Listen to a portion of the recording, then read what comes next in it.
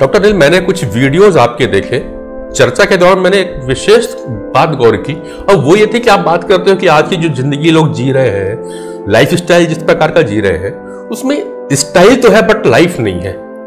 मैं इसी चीज कि लाइफ स्टाइल में स्टाइल है और लाइफ नहीं है। पहली चीज तो मैं ये जानूं कि जो व्यक्ति जी रहा है उसकी लाइफ स्टाइल से आप क्या समझ पा रहे हो, क्या तात्पर्य है आपका लाइफ स्टाइल से, और क्या बताना चाहते हो कि उसकी स्टाइल है बट उसमें लाइफ नहीं है? देखिए, लाइफ स्टाइल इसका जो शाब्दिक अर्थ होता है उसका मतलब होता है जीवन शैली, लेकिन आज का जो मीनिंग निकल गया है लाइफ स्टाइल का मतलब हो गया है स्टाइलिश लाइफ। और आज जितनी बीमारियां हैं उसमें से 80% बीमारियां अनहेल्दी लाइफस्टाइल की वजह से। ये मैं नहीं कह रहा हूं, WHO भी कह रहा है, जितनी लेटेस्ट रिसर्च है सब बता रही है। आज एक बात बताइए मेरे को, कोई एक ऐसा घर ढूंढ के बता दीजिए जहां पर बीमारियां ना हो। बिल्कुल। कोई एक ऐसा व्यक्ति ढूंढ के बता दीजिए जो कह सके कि सर मेरे को कोई बीमारी नहीं है, मैं पूर्ण रूप से स्वस्थ हूं। किसी को छोटी बीमारी है, किसी को बड़ी बीमारी है, एक एक घर में कई कई बीमारियां व्याप्त हैं। आज से 20 साल पहले की मैं बात करूं ना, तो शायद बीमारियां बहुत कम थी। तो उस समय जो हमारा मॉडर्न मेडिकल सिस्टम था उन बीमारियों के लड़ने के लिए काम कर रहा था, और उस पर काम करने की जरूरत भी थी, मॉडर्न मेडिकल सिस्टम की जरूरत भी थी। लेकिन मैं अपना अनुभव बता रहा हूं, मैं जब से मेडिकल साइंस में जुड़ा, मतलब मेरे पिछले 15 सालों का अनुभव बता रहा हूं, हर साल बीमारियों का जो प्रोपोर्शन है, जो इंसिडेंस है, प्रेवलेंस है, वो कई गुना बढ़ते जा रहा है। ठीक है, पता नहीं कितनी बीमारियां हो गई हैं, और नई नई बीमारियां डे बाय डे आते जा रही हैं। अभी तो आपने देखा ना, कोरोना टाइप की एक ऐसी बीमारी आ गई जिसका कोई इलाज नहीं था। तो अब जो समय आ गया है जहां बीमारियां इतनी बढ़ते जा रही हैं, तो हम कितना काम करेंगे मॉडर्न मेडिकल सिस्टम के द्वारा बीमारियों को ठीक करने के लिए। ठीक है, एक तरीका है कि बीमारियां आती जाएंगी, हम ठीक करते जाएंगे बीमारियां। डॉक्टर अनिल, मैं बस यही पे एक बात हो गई मेरे को। जैसे आप कह रहे हैं कि लोगों की जो लाइफ स्टाइल वो बदल गई है, लाइफ स्टाइल अनहेल्दी है, यही बात अन्य डॉक्टर भी कहते हैं। अगर हम जाते हैं MD मेडिसिन के पास में, डायबिटीज और हाइपरटेंशन, तो बोले अपनी लाइफ स्टाइल ठीक कर लो। बिल्कुल।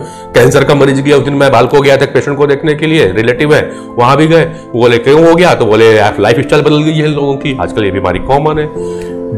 किसी मनोचिकित्सक के पास जाओ तो उसको भी यही बात बोलता है, अरे यार इनको भी लाइफ स्टाइल का। तो ये लाइफ स्टाइल समझ में नहीं आ रही है कि क्या लाइफ स्टाइल बदली है और आदमी बदले। एक व्यक्ति के बाद भी और जा रहा हूं, सर्जिकल का प्रॉब्लम था, उनका वेट करीबन 110 किलो, तो बोले पहले वेट कम करो। तो बोले वेट कैसे कम करूं, बोले लाइफ स्टाइल में चेंज करो।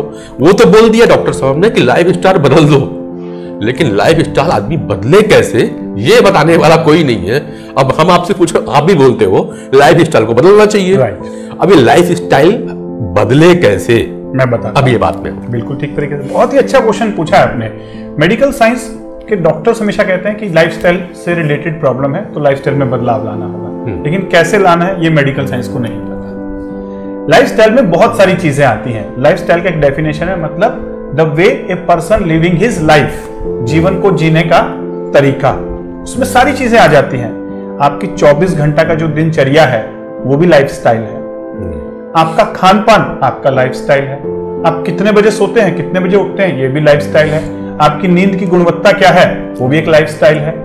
आपकी सोच क्या है, आपका मेंटल इमोशनल लेवल कैसा है, आपका जीवन के प्रति नजरिया क्या है, ये सारी चीजें लाइफस्टाइल ही हैं। और आज हम हरी, वरी और करी में जी रहे हैं। आज का जो लाइफस्टाइल है ना, उसमें हरी है, वरी है और करी है। हरी मतलब भागदौड़, बिल्कुल सब भाग रहे हैं। सुबह उठते ही माइंड में भागदौड़ शुरू हो जाती है, और फिर हमारी खुद की भागदौड़ शुरू हो जाती है। बिल्कुल। वरी चिंताएं, सुबह उठने से लेकर रात के बिस्तर पे सोने तक चिंताएं ही चिंताएं। करी मतलब केमिकल और रेडिएशन, जो भी खान पान है सब अनहेल्दी है। इन्वायरमेंट में रेडिएशन और केमिकल पॉल्यूटेंट की भरमार है। तो आप मुझे ये बताइए, जब आज जीवन में हरी, वरी और करी चल रहा है, तो फिर हेल्दी कैसे रहेंगे? यही है unhealthy lifestyle. Life full of Hari, worry and करी इज कॉल्ड अनहेल्दी लाइफस्टाइल। और इसी में बदलाव लाना है। लेकिन बदलाव कैसे लाएंगे, मैं ये भी बता दूं, मेडिकल साइंस लाइफस्टाइल के बारे में कुछ बताती ही नहीं है। लाइफ स्टाइल को अगर समझना है तो हमें लाइफ स्टाइल की साइंस के पास जाना पड़ेगा। लाइफ स्टाइल की साइंस क्या है? हमारा आयुर्वेद और हमारी नेचुरोपैथी की साइंस। आयुर्वेद में क्लियर कट बताया गया है कि जीवन शैली जीने का तरीका क्या है, लाइफ स्टाइल का तरीका क्या है। वो कहता है अकॉर्डिंग टू आयुर्वेद हर किसी का एक पर्सनल प्रकृति होता है, बॉडी और माइंड टाइप होता है। अगर आप उस प्रकृति के अकॉर्डिंगली, अपनी नेचर के अकॉर्डिंगली, अपने बॉडी और माइंड के अकॉर्डिंगली अपनी जीवन शैली निर्धारित करते हैं, अपना लाइफस्टाइल अडॉप्ट करते हैं, तो आज भी आप इस कलयुग में भी 150 साल बिना किसी बीमारी के जी सकते हैं। यानी प्रकृति मतलब क्या? Unique psychosomatic constitution of a person determined at the time of birth depending upon the constitution of his parents as well as time of birth. Okay. कहां पे डिसाइड हुआ? बर्थ के समय। किससे डिसाइड हुआ? मदर फादर से। क्यों follow करना जरूरी है लाइफस्टाइल अपनी प्रकृति के अकॉर्डिंगली? क्योंकि अगर आपने ये फॉलो कर लिया तो आप 150 साल तक बिना किसी बीमारी के जिंदा रह सकते हैं। ये आयुर्वेद के टेक्स्ट में लिखा हुआ है। और आज भी हम देख रहे हैं बहुत सारे लोग जिनका लाइफस्टाइल अच्छा है 110, 120, 130 साल भी जीते हैं। ठीक। अब ये मेडिकल साइंस में तो पता ही नहीं ना कि वात पित्त क्या होता है, पित्त कफ क्या पर्सनैलिटी होती है, वात पित्त क्या है, पित्त और वात क्या है। ये जो पर्सनैलिटी होती है, मैं यहाँ पे फिर से आपको मेरे दिमाग में फिर प्रश्न आ गया। दो बातें आपने यहाँ पे कह दी डॉक्टर अनिल। एक कही प्रकृति कि हर व्यक्ति की अपनी प्रकृति होती है, उस प्रकृति के अनुसार में उसकी लाइफ स्टाइल होनी चाहिए, खान पान रहन सहन उसके हिसाब से होता है। अब एक इस पे मैं प्रश्न करूंगा। दूसरा, आपने कहीं नहीं कही, जब हरी करी की बात कर रहे थे तो आपने एक बात कही कि आदमी सोते साथ ही अपने मन में बात कर लेता है और वहां से उस मन में भागदौड़ चालू होती है, उसके बाद फिजिकल चालू होता है। दो बातें सर। एक तो पहला, क्या जितनी बीमारी अभी आ रही जिसको हम लाइफस्टाइल डिसीज कह रहे हैं, क्या वो मन से संबंधित है? दूसरा, अगर प्रकृति की आप बात करें कि हर व्यक्ति की प्रकृति है, अलग अलग है, तो माता पिता की प्रकृति अलग हो सकती है और बेटे की प्रकृति भी अलग हो सकती है, तो प्रकृति को आदमी पहचाने कैसे? पहली चीज, प्रकृति को पहचाने कैसे? जी। प्रॉब्लम कहां है? ये जो साइंस है ना, प्रकृति का विज्ञान, लाइफस्टाइल का विज्ञान, ये हमारे एजुकेशन सिस्टम का हिस्सा होना चाहिए था। हमें पढ़ाया नहीं गया इसलिए हमें पता नहीं। बिल्कुल। बहुत सिंपल सी चीज है। कुछ क्वेश्चनर्स आयुर्वेद ने डिसाइड किए हैं, अगर वो क्वेश्चनर आप फुलफिल कर लें अपने साथ जुड़ के, अपने आप को जानने के लिए, आपको आपकी प्रकृति पता चल जाएगी। बहुत सिंपल सा तरीका, कोई टेस्ट की भी जरूरत नहीं उसके लिए। और उस प्रकृति को जान के, उस प्रकृति के अकॉर्डिंगली आयुर्वेद ने पूरा विज्ञान लिखा हुआ है। इस प्रकार के लोगों को कैसा रहना है, इस प्रकार के लोगों को कैसा रहना है, इस प्रकार के लोगों को कैसा रहना है, क्या क्या चीजें उसे करनी है और क्या क्या चीजें नहीं करनी है, खान पान, रहन सहन, सोना, सोचना, हर प्रकार का हर चीज पहले से डिसाइडेड है, लिखा हुआ है। लेकिन हमें उसके बारे में नॉलेज नहीं है, हम अज्ञान है, इसीलिए परेशान है, हैरान है। ये समझना होगा। दूसरी बात आपने कही कि क्या मन से भी बीमारियां होती हैं? यस, लाइफस्टाइल के अंदर एक बहुत बड़ा जो पार्ट है वो है तनाव, मेंटल इमोशनल स्ट्रेस।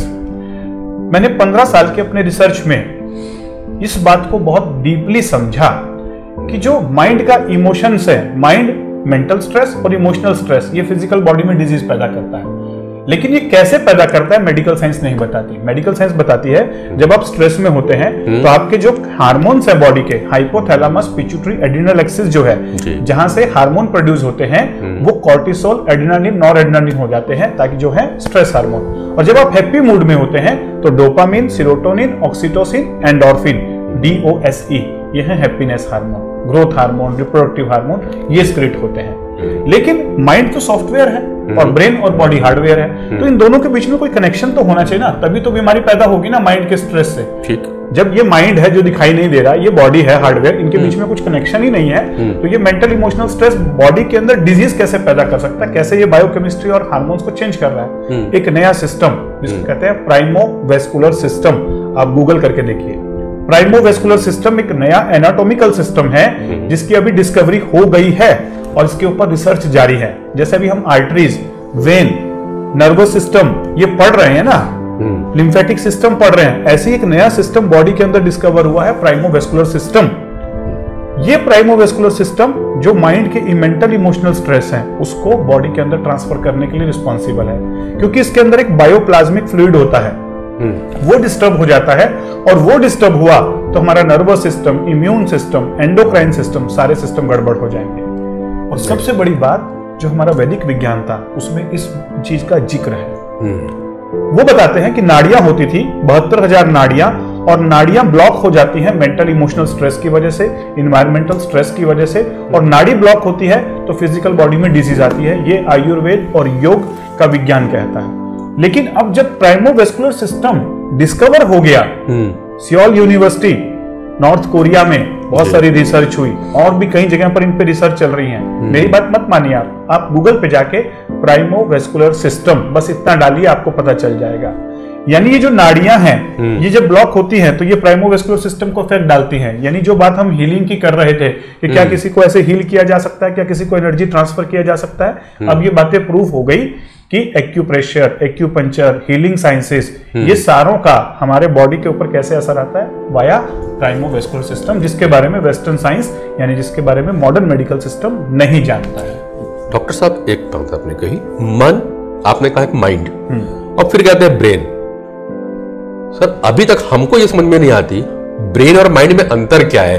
ब्रेन तो समझ में निकल गई, अब लोग बोल देते या तो मन की सुन लो, ये मन की नहीं कर रहा है, दिमाग की सुनता है, मन की से नहीं करता, या मन की सुनता है दिमाग से काम नहीं कर रहा है। तो अब थोड़ा सा डिफरेंसेस मैं ये भी समझना चाहूंगा, मैं खुद कंफ्यूज हूँ कि मन और दिमाग में अंतर क्या है। कि जो आपकी खोपड़ी है इसके अंदर अगर हम इसको खोल के देखें तो राइट और लेफ्ट ब्रेन है, यानी वो एक मांस के लोथड़े हैं, यानी वो एक ऑर्गन है। ओके, राइट और लेफ्ट ब्रेन। लेकिन मन मेटाफिजिकल है जो दिखाई नहीं देता।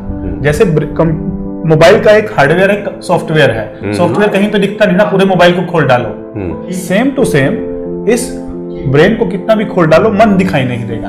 ओके, मन एक सॉफ्टवेयर, ये समझ में आ गया कि ब्रेन है, दिमाग है, नर्वस सिस्टम है। मन मतलब जैसा आप सोचते हैं और जैसा आप महसूस करते हैं, दैट इज कॉल्ड मन। अच्छा, तो मन है कहाँ? मैं भी पूछ रहा हूँ कि मन कहाँ है। मतलब लोग बोलते हैं कि मन को लगाम लगाओ तुम अपने, जिस तरह से आप बातें कर रहे हैं, मैं भी और भी आऊंगा, आप जितनी बातें कर रहे हैं तो ये बड़ी दिलचस्प लगती है डॉक्टर अनिल। और डॉक्टर अनिल यहाँ कई बार बाबा के रूप में भी दिखाई दे जाते हैं। अब मन को संभाल लो, अब मन को संभाले आदमी कैसे, मन तो पकड़ में नहीं आ रहा है, लगाम कैसे लगाऊं मन को? ये क्वेश्चन हमको हर किसी को पूछना चाहिए कि मन रहता कहाँ है, और इनफैक्ट डॉक्टरों से पूछना चाहिए क्या कोई ऐसा ऑर्गन है जहां के अंदर मन रहता है? दिल के अंदर रहता है कि ब्रेन के अंदर रहता है कि पेट के अंदर रहता है मन, के घुटने में रहता है मन, कहां रहता है? मन एक मेटाफिजिकल एंटिटी है।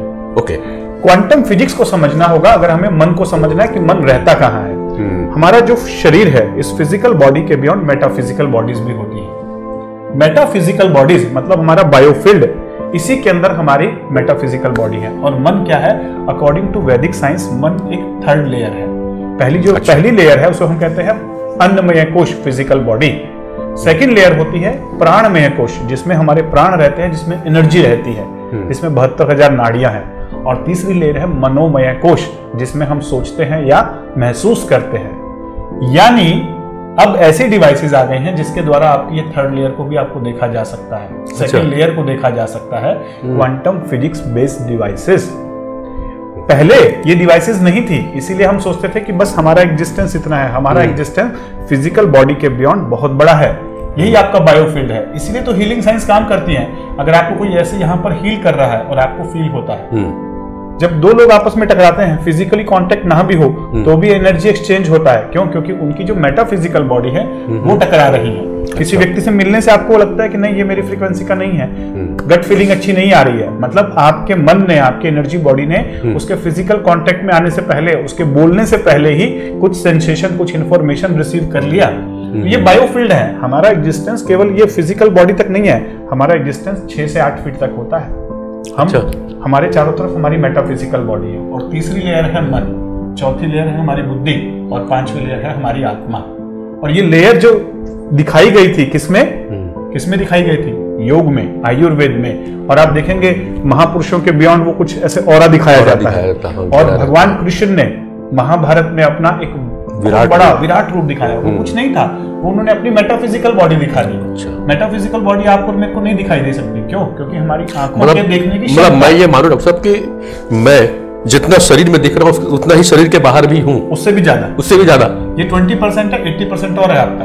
मतलब मैं और भी इस डिवाइसेस में आजू बाजू हूँ, मतलब बिल्कुल है। तभी तो आपका बायोफील्ड के अंदर कोई आता है तो आपकी उसकी जो आपकी प्रेजेंस है उसको महसूस करता है।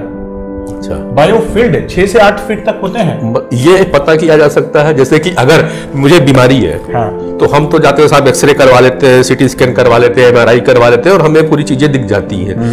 तो क्या अगर मुझे कुछ जो बाहर की बॉडी है हमारी, तो उसको भी पहचाना जा सकता है, उसको भी देखा जा सकता है क्या? आज से शायद 40 साल पहले सब एक चीज है, क्योंकि जो समय है अब वो बाबाओं वाला समय नहीं रहा, और ये युग जो है वो साइंटिफिक है, डिजिटल लोगों का आ गया। बच्चे हैं, जब तक दिखाएंगे नहीं तब तक मानते नहीं है। मैं इसमें क्वांटम फिजिक्स को थैंक्स कहना चाहूंगा, टेक्नोलॉजी को थैंक्स कहना चाहूंगा कि उन्होंने ऐसी डिवाइस इजाद कर ली है जिसके द्वारा आप अपने बायोफील्ड को देख सकते हैं। 2 ऐसी डिवाइस जो वर्ल्ड वाइड अवेलेबल है और ऑथेंटिक है, साइंटिफिक है। एक है बायोफील्ड व्यूअर और दूसरी है GDV बायोवेल स्कैन, जो हमारे सेंटर में भी उपलब्ध है। अच्छा। इसके द्वारा आप अपने एनर्जी बॉडी को, माइंड को रीड कर सकते हैं, समझ सकते हैं कि आपके मेटाफिजिकल बॉडी में क्या चल रहा है। अब समय ऐसा आ गया है कि आपको फिजिकल बॉडी का भी डायग्नोसिस बनवाना है और मेटाफिजिकल का भी। अगर फिजिकल प्रॉब्लम, फिजिकल बॉडी में प्रॉब्लम है और उसका जो रूट कॉज है वो मेटाफिजिकल में है, तो मेटाफिजिकल को भी ठीक करना होगा। जैसे अगर किसी को मेंटल स्ट्रेस है और उसकी वजह से बॉडी में नींद नहीं आ रही है, तो प्रॉब्लम तो मेटाफिजिकल है ना। तो जब तक उसका स्ट्रेस आप ठीक नहीं करोगे तब तक वो नींद उसको नहीं आएगी। हाँ, ये अलग बात है कि हम उसे गोलियां दे देकर सुला लें, लेकिन जैसे गोली बंद करेगा फिर वो नींद नहीं आ पाएगी। तो इसी प्रकार से आपके जो बायोफील्ड है और ये जो दूसरी लेयर है एनर्जी बॉडी, इसका बहुत बड़ा रोल है। इसके अंदर एक certain amount of life force energy होती है, और ये लाइफ फोर्स एनर्जी अगर नॉर्मल हो, कितना 4 to 6 जूल, तो बॉडी वाइब्रेंट होती है, एनर्जेटिक होती है, आपका ऑरा शानदार होता है, आपकी पर्सनैलिटी शानदार होती है और फिजिकल बॉडी हेल्दी होती है। अब एनर्जी से बात करते हैं सर। अभी तक तो हम एनर्जी को टीवी में आने वाले जूस से ही कंपेयर करते थे कि एनर्जी लॉस हो गई है तो अपन ने ग्लूकोज या ग्राउंड पी लिया या कुछ खा लिया तो सारी एनर्जी आ जाती थी। ये आप जिस एनर्जी की बात कर रहे हैं वो एनर्जी कौन सी है? खाने के बाद अच्छा खाना खा लो तो साहब नींद भी आती है, एनर्जी डाउन हो गई है। राइट। ये कौन सी एनर्जी है जिसकी आप बात कर रहे हो? बायोफील्ड एनर्जी है, और उसके करने से कुछ एनर्जी और ज्यादा बढ़ जाती है। क्योंकि मैं अभी चतुर्मास चल रहा था डॉक्टर साहब, और बड़ा अच्छा चीज देखा। मैं एक मित्र से इसका डिस्कस भी कर रहा था आज ही कि चतुर्मास में कुछ जैन साधुओं को मैंने देखा, वो 40 किलोमीटर का सफर पैदल तय कर रहे थे। यहां से ध्रुव तक मैं गया, मैं अपनी गाड़ी में गया था। मैं देखा जिस घर में वो चतुर्मास करने आए थे वो और उनके रिश्तेदार उनको छोड़ने जा रहे थे, मगर उनके पीछे लग्जरी गाड़ी चल रही थी। वो थक जाते थे, गाड़ी में बैठते थे और फिर चलते थे। लेकिन वो जैनी साधु पैदल ही मुस्कुराते हुए अपने धुन में, कोई भाव नहीं, न थकान, न कोई और जिज्ञासा, न खाने की चिंता, वो चले जा रहे थे। ये कौन सी एनर्जी है डॉक्टर साहब? मैं वो जानना चाहता हूँ। अब जब आप बात किए तो मैं कहा इसको भी पूछ लेता हूँ। तो वो एनर्जी अगर है, ऐसी एनर्जी, तो एक आम आदमी बिना साधु बने क्या इसे प्राप्त कर सकता है? बिल्कुल 2 प्रकार की एनर्जी है। एक है फिजिकल एनर्जी जिसको हम फूड, एयर और वाटर से रिसीव करते हैं, और एक है सटल एनर्जी जिसे देखा नहीं जा सकता, केवल महसूस किया जा सकता है, लाइफ फोर्स एनर्जी। और जो पुराने समय में या आज भी बहुत सारे लोग जो लगातार फास्टिंग करते हैं, फूड और वाटर को त्याग कर देते हैं कुछ दिनों के लिए, लेकिन उसके बाद भी जीवित रहते हैं। कैसे? क्योंकि वो लाइफ फोर्स एनर्जी उनकी कंट्रोल है। Life force energy, physical food, physical energy के बिना आप कुछ दिन या कुछ घंटे जीवित रह सकते हैं, लेकिन लाइफ फोर्स एनर्जी अगर आपकी चली गई 1 सेकंड भी आप नहीं रह सकते। तो ये कहां से आती है और इसको कैसे पहचाने कि लाइफ फोर्स एनर्जी है? लाइफ फोर्स एनर्जी सोल से, ब्रह्मांड से आती है, वाया सोल, वाया माइंड, और एनर्जी सिस्टम, एक सिस्टम है नाड़ियां और चक्रों का, उसके थ्रू फिजिकल बॉडी में जाती है और सेल के एक लेवल तक पहुंचती है। एक सेल का लाइफ फोर्स एनर्जी 4 to 6 होता है। अच्छा। अगर लेस देन 4 है तो वो सेल अनहेल्दी हो गया, मोर देन 6 है तो अनहेल्दी हो गया। और सेलुलर वोल्टेज अगर 4 to 6 के बीच में है तो वो लाइफ फोर्स एनर्जी उसकी बैलेंस्ड है और वो सेल हेल्दी है। और कैंसर्स भी तभी होता है जब सेल की सेलुलर वोल्टेज डिस्टर्ब हो जाती है। जब सेल की सेलुलर वोल्टेज ऑप्टिमम नहीं रहती, 4 से कम हो गई या 6 से ज्यादा हो गई, तो सेल के अंदर डीजनरेटिव चेंजेस आने शुरू हो जाते हैं। उसके डीएनए में, उसके माइटोकॉन्ड्रिया में उसकी फंक्शनिंग प्रॉपर नहीं होती, पैथोलॉजी डेवलप होती है, फिर उसी के बाद डिजीज आती है। ये लाइफ फोर्स एनर्जी पहले शायद आप नहीं समझ सकते थे, लेकिन आजकल डिवाइसेस अवेलेबल है जिसके द्वारा आप अपनी लाइफ फोर्स एनर्जी मेजर कर सकते हो। अच्छा। आप देख सकते हो एक साधु महात्मा जिन्होंने कई दिनों तक खाना नहीं खाया है, जैसे अभी आपने जैन मुनि साहब की बात की, वो लोग जिस प्रकार से मेडिटेशन करते हैं, साधना करते हैं, वो लाइफ फोर्स एनर्जी को टैप करते हैं फिजिकल बॉडी के अंदर फ्रॉम द ब्रह्मांड। और आप उनके ऊपर टेस्ट करके देखिए हमारी डिवाइसेस के साथ, कई दिनों तक जिस व्यक्ति ने खाना नहीं खाया है, फूड नहीं लिया है, कोई पानी नहीं पिया है, तो उसकी एनर्जी तो डाउन होनी चाहिए, लेकिन उसकी एनर्जी एक नॉर्मल इंसान से भी कई गुना ज्यादा मिलती है और बैलेंस्ड मिलती है। क्यों? क्योंकि वो लाइफ फोर्स एनर्जी को टैप कर रहे हैं। ये लाइफ फोर्स एनर्जी को हम भूल जा रहे हैं। अभी हम कैलोरीज में टिके हुए हैं, हम फिजिकल एनर्जी में टिके हुए हैं, कार्बोहाइड्रेट कम कर लीजिए, प्रोटीन ज्यादा ले लीजिए, लेकिन लाइफ फोर्स एनर्जी फूड की बहुत इंपॉर्टेंट है। जो नॉन वेज फूड है उसकी लाइफ फोर्स एनर्जी 0 होती है।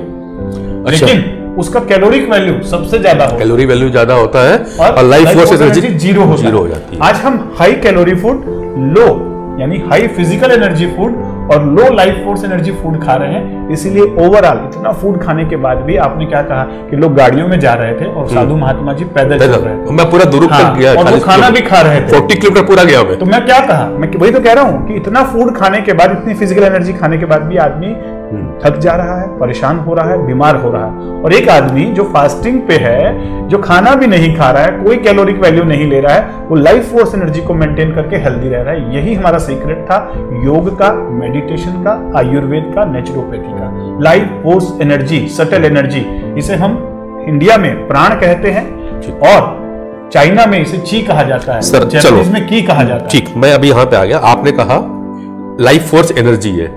सर जब हम कार्बोहाइड्रेट, प्रोटीन, फैट्स लेते हैं तो हमको पता है कि वो जाके एक फलानी जगह पे स्टोर होता है। लीवर शायद एक जगह है जहां पे स्टोर होता है, जो कि मैंने पढ़ा था। अब लाइफ फोर्स एनर्जी है सर, ये कहाँ स्टोर होती है? बिना स्टोर तो होती है तभी तो यूज होती है। बिल्कुल। तो सर स्टोर कहाँ होती है? क्योंकि हमेशा तो नहीं मिलती होगी, कुछ सर्टेन टाइम में कुछ लेने की प्रक्रियाएं होंगी, फिर स्टोरेज की जगह होगी। तो लाइफ फोर्स एनर्जी स्टोर कहाँ होती है? हमारी बॉडी में। पूरी बॉडी के अंदर 5 तत्व हैं। ठीक, हाँ। पृथ्वी तत्व, आकाश तत्व, वायु तत्व, है ना। पूरी बॉडी के अंदर जल तत्व भी है और पूरी बॉडी के अंदर आकाश तत्व भी है। आकाश मतलब एम्प्टी स्पेस नहीं है, वो एम्प्टी स्पेस नहीं है आकाश।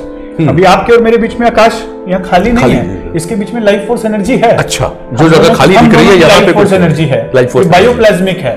ओके। और इसको हमारी आईज या ईयर देख नहीं सकते, हम टच नहीं कर सकते ऐसे, लेकिन मशीनें लगा के देखेंगे आपके और मेरे बीच में लाइफ फोर्स एनर्जी का एक्सचेंज हो रहा है, बायोफील्ड एक्सचेंज हो रहे हैं। इस जगह को आकाश कह देते हैं, इसी को आकाश तत्व कहते हैं। आकाश तत्व इज नॉट एम्प्टी स्पेस, और इसी के अंदर ये लाइफ फोर्स एनर्जी है। ऐसे ही शरीर के अंदर सबसे ज्यादा क्या है? आकाश तत्व। आकाश तत्व है, पूरा एम्प्टी स्पेस जिसको हम बोलते हैं स्पेस। हर सेल के बीच में इंटरसेलुलर स्पेस है, हर ऑर्गन के बीच में स्पेस है।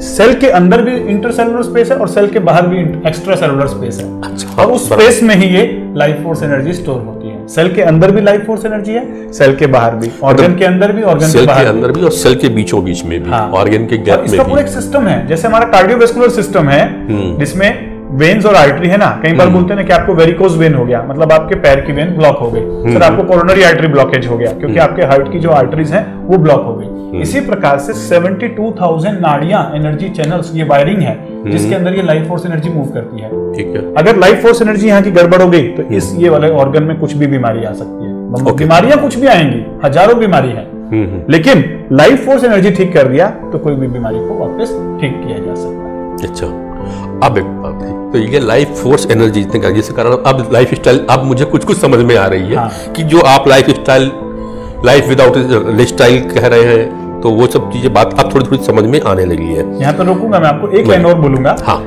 लाइफ स्टाइल में अगर आपकी लाइफ फोर्स एनर्जी है तो वो लाइवली लाइफ स्टाइल है। ओके। और अगर केवल स्टाइल है, लाइफ फोर्स एनर्जी है ही नहीं, चाहे वो फूड हो और चाहे वो हैबिट हो, तो इट मीन्स कि आपकी लाइफ स्टाइल में केवल स्टाइल है, लाइफ नहीं है, अगर लाइफ फोर्स एनर्जी नहीं है। राइट। अब मैं आया पर इसी पे आगे आई, जब आई बात एनर्जी की, आपने बात की, नाड़ियों की बात की, मैं अभी आपका ये जोन, पॉजिटिव जोन को घूमा और एक बात लगी डॉक्टर साहब कि कुछ तो है इस जोन के अंदर में, इस कमरे के अंदर जब मैं आया हूं तो भी एक अलग सी अनुभूति प्राप्त हुई।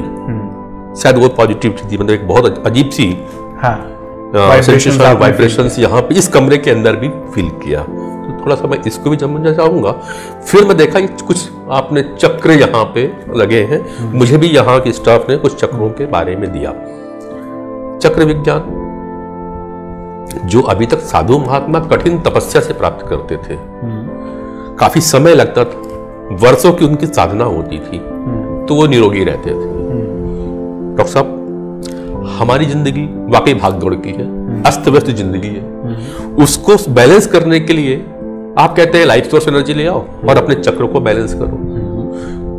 थोड़ा सा प्रकाश इस पे भी डाल दीजिए आपको, ताकि आम आदमी, हम जैसे भाग दौड़ वाला आदमी जो रात को 1:30 बजे सोता है, सुबह उसको 7 बजे उठना पड़ता है, कभी 10 बजे सोता है और सुबह 5 बजे उठना पड़ता है, खाने का बराबर टाइम मेंटेन कर पाना हर दिन मुश्किल हो जाता है।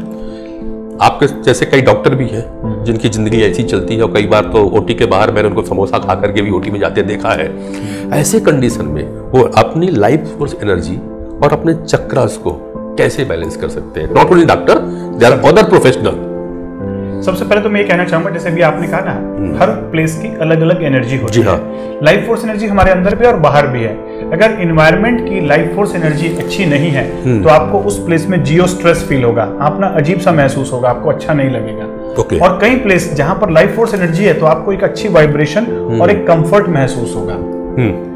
इसके लिए भी हमारे पास एक डिवाइस है जिसको हम क्वांटम फिजिक्स बेस्ड बायोवेल डिवाइस के साथ अटैच करके अगर 45 मिनट्स इस कमरे में रख दें और छोड़ दें उसको अटैच करके मशीन के साथ, वो डाटा कैप्चर करते रहेगी। वो हर सेकंड यहाँ से जो बायोफोटॉन्स एमिट हो रहे हैं इस एयर और आकाश तत्व को कैप्चर करेगी वो, और उसका एक एनालिसिस करेगी।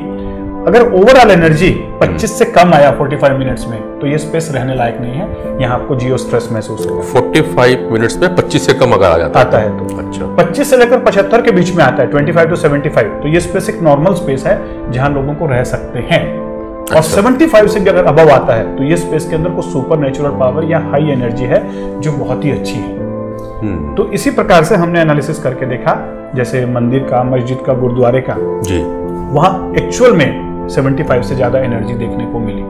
क्यों? क्योंकि वहां एक्चुअल में वाइब्रेशन ऐसी थी कि वहां पर ये डिवाइस ने कैप्चर करके बताया। इसलिए कहते हैं कि वहां बैठकर मेडिटेशन करना चाहिए, क्योंकि वहां लाइफ फोर्स एनर्जी की अधिकता है, उसे आप कैप्चर कर सकते हैं इजीली। और कुछ जगह ऐसी होती हैं जहां पर आपको लगता है कि अच्छा नहीं है, कई बार आपको कमरे में अच्छा नहीं लगता, कई बार आपको ऑफिस में जाते ही स्ट्रेस लगता है। बिल्कुल, उस स्पेस की एनर्जी चेक करके देखिए। दूसरी चीज आपने क्या कही थी कि चक्र के द्वारा क्या हम अपनी लाइफ फोर्स एनर्जी को बैलेंस कर सकते हैं। ये लाइफ फोर्स एनर्जी डिस्टर्ब क्यों होती है, पहले ये समझना होगा, बैलेंस कैसे करना है। डिस्टर्ब होती है हरी, वरी और करी से। जी, समझा। जितना आप पॉल्यूटेंट्स में रहेंगे, जितना आपका आसपास का एनवायरनमेंट गंदा रहेगा, जितनी रेडिएशंस रहेंगी, वो आपकी लाइफ फोर्स एनर्जी को, बायोफील्ड को खत्म कर देती है। ठीक है। दूसरा, अनहेल्दी फूड हैबिट्स, यानी गलत खाना खाना, जीरो लाइफ फोर्स एनर्जी या लो लाइफ फोर्स एनर्जी फूड खाना, जैसे आप नॉन वेज खा रहे हैं या फ्राइड फूड खा रहे हैं, उसके अंदर लाइफ फोर्स एनर्जी नहीं है। जो लाइफ फोर्स एनर्जी फूड है उन्हें कच्चा खाया जा सकता है, उन्हें पकाने की जरूरत ही नहीं है। अच्छा, high life force energy food salad है, ककड़ी, खीरा, फ्रूट्स हैं, स्प्राउट्स हैं, इन्हें आप कच्चा खा सकते हैं क्योंकि इनके अंदर लाइफ फोर्स एनर्जी भरपूर है। लेकिन जैसे नॉन वेज है, उसे आप कच्चा खा ही नहीं सकते, उसे आपको पकाना ही पड़ेगा, उसमें लाइफ फोर्स एनर्जी है ही नहीं। लाइफ फोर्स एनर्जी मतलब उसकी सोल के साथ थी, वो तो चली गई ना, मार के खा रहे हैं ना हम उसे, एनर्जी चली गई उसकी। हाँ, लाइफ फोर्स एनर्जी नहीं है। उस फूड को जब हम खाएंगे तो खाने के दौरान, खाने के बाद जो बॉडी की लाइफ फोर्स एनर्जी है वो उसे डाइजेस्ट करने में लग जाएगी। वो फूड देगा नहीं एनर्जी, वो ले लेगा हमारी बॉडी में से एनर्जी। और जो आप स्प्राउट खा रहे हैं, फ्रेश फ्रूट्स खा रहे हैं, उसमें लाइफ फोर्स एनर्जी का एक्सेस है, खाते ही आपको एनर्जेटिक फील होगा। चलिए, ठीक है। दूसरी चीज, चक्र विज्ञान। मेडिटेशन एक ऐसा मेथड है जिसके द्वारा आप लाइफ फोर्स एनर्जी को टैप कर सकते हैं। जैसे आप गहरी नींद में सोने के बाद आपको लगता है ना कि चार्ज हो गया मैं, अगर आपने लगातार 5 दिनों तक नींद नहीं लिया और आप खाना खाते रहिए, उसके बाद भी आपको एकदम थकावट लगे। बिल्कुल। क्यों? क्या चीज की कमी होगी? आप फूड तो प्रॉपर ले रहे हैं, ज्यादा मात्रा में ले रहे हैं, लाइफ फोर्स एनर्जी नहीं मिल रहा। एक प्रॉपर स्लीप से लाइफ फोर्स एनर्जी मिलता है, इसीलिए 11 बजे से लेकर सुबह के 5 बजे तक ये 6 से 7 घंटा हमें सोना चाहिए मिनिमम। 4 से मतलब जो समय है सोने का वो 11 से लेकर 5 बजे तक का ये क्योंकि इसी समय हमारे बॉडी के अंदर लाइफ फोर्स एनर्जी का वापस रीजनरेशन होता है। Sleep is the life force and energy generating cycle. लेकिन अगर हमने वो स्लीप प्रॉपर नहीं ले रहे हैं या गलत समय पर ले रहे हैं तो life force energy proper maintain नहीं होगा। अच्छा। दूसरा, फूड को खाने का भी एक समय है। ब्रेकफास्ट कितने बजे होना चाहिए? सुबह 7 से 9 होना चाहिए। लंच 1 से 2 होना चाहिए। डिनर शाम के 7 से 9 बजे तक हो जाना चाहिए, क्योंकि इस समय बॉडी के अंदर life force energy stomach meridian में होती है, लार्ज इंटेस्टाइन में होती है, ताकि फूड प्रॉपर डाइजेस्ट हो सके। अच्छा, मतलब ये कहना चाह रहा हूँ कि लाइफ फोर्स एनर्जी का समय के अनुसार पर्टिकुलर ऑर्गन्स में रहना भी वहां पे ज्यादा रहती है, ऐसा कह सकते हैं। रहती तो है, हाँ। लेकिन उसका इफेक्ट पर्टिकुलर टाइम में पर्टिकुलर ऑर्गन्स में ज्यादा होता है। राइट। तो उसके आधार पे हमको सोना और उसके आधार पे हमको खाना खाना चाहिए। हम कहते हैं डे साइकिल्स, बायो रिदम्स, या हम सर्केडियन रिदम कहते हैं मेडिकल साइंस में, और आयुर्वेद विज्ञान में या योग विज्ञान में इन्हें हमारी लाइफ फोर्स एनर्जी के साथ जोड़ा गया है। तीसरी बात, क्या एक आम इंसान बिना किसी स्पिरिचुअल नॉलेज के, बिना किसी स्पिरिचुअल समझ के इस लाइफ फोर्स एनर्जी को कैप्चर कर सकता है जैसे ऋषि लोग साधना में करते हैं? बिल्कुल किया जा सकता है। मेडिटेशन एक ऐसा विज्ञान है, अगर आप अपनी नाड़ियों के साथ जुड़ जाएं, चक्रों के साथ जुड़ जाएं, आपको कोई जरूरत नहीं स्पिरिचुअलिटी की, आपको कोई जरूरत नहीं आध्यात्म की, आपको कोई जरूरत नहीं बहुत हाई फाई नॉलेज की। सिंपल आपको मेडिटेशन सीखना है, जिसके द्वारा मुद्रा विज्ञान के द्वारा, साउंड फ्रीक्वेंसी के द्वारा और अपने माइंड की पावर के द्वारा आप गॉड के साथ, यूनिवर्स के साथ कनेक्ट हो सकते हैं और अपनी लाइफ फोर्स एनर्जी को डेली एक्स्ट्रा चार्ज कर सकते हैं। एक प्रॉपर स्लीप और एक एक्स्ट्रा मेडिटेशन अगर आप कर लेते हैं डेली, तो आपकी लाइफ फोर्स एनर्जी बाकी लोगों की लाइफ फोर्स एनर्जी से ज्यादा रहेगी। देखना, जितने भी बड़े बड़े लोग हैं, जितने भी बड़े बड़े एंटरप्रेन्योर्स हैं, जितने गुड प्लेयर्स हैं, सेलिब्रिटीज हैं, उनकी लाइफ फोर्स एनर्जी ज्यादा होती है, तभी तो वो हमसे ज्यादा वाइब्रेंट रहते हैं। क्यों?